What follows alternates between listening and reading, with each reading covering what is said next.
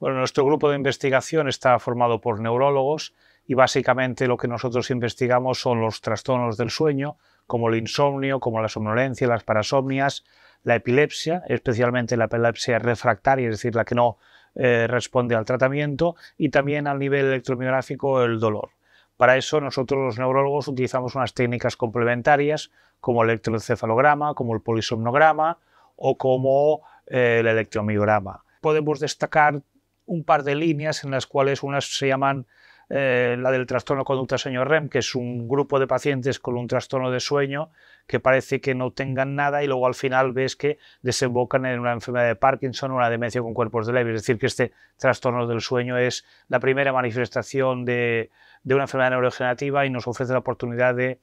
implementar terapias de neuroprotección para que no desarrollen estas enfermedades. Y lo segundo es que tenemos la suerte de haber descrito una nueva enfermedad en el año 2014, la enfermedad